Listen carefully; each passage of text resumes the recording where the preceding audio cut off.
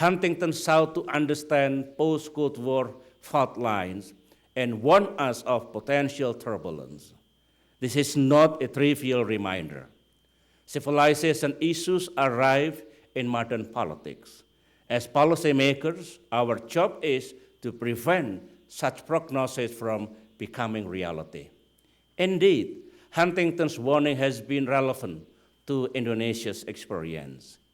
In the roller coaster years following independence, Indonesia has suffered separatist threat, ethnic and religious conflict, and Islamic insurgencies.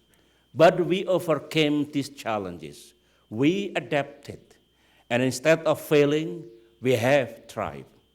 Today, we are not a hotbed of communal violence. We are by and large an archipelago of peace. Today, we are not at the brink of balkanization. We have instead fortified our national identity through successful, peaceful national elections. Today, we are not the victims of past authoritarian, centralized government, but a model of democracy and decentralization.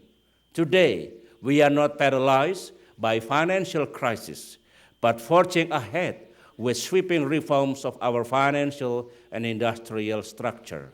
And Indonesia today is a dynamic emerging economy, enjoying one of the highest growth rates in Asia after China and India. Thus, no matter how deep and seemingly divisive the civilizational forces facing Indonesia, the ethnic differences and religious conflict, we overcame them. This is despite the enormous challenges of democracy and development that still confront us. Please do not misunderstand me. I am aware of the painful realities of our world.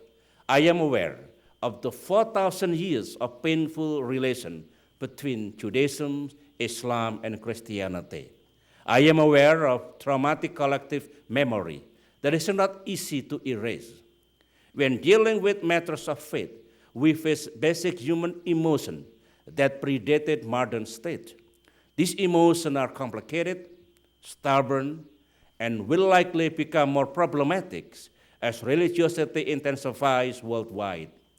According to some estimate, Islam will be the world's largest religion by 2025, accounting for some 30% of the world population.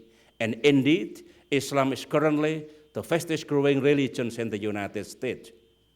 As religiosity increases, so will the politics of identity.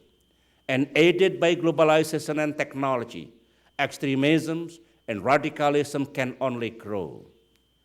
As we transition from G8 to G20 and perhaps beyond, mutual exposure between civilizations will become the most intense humanity has ever seen.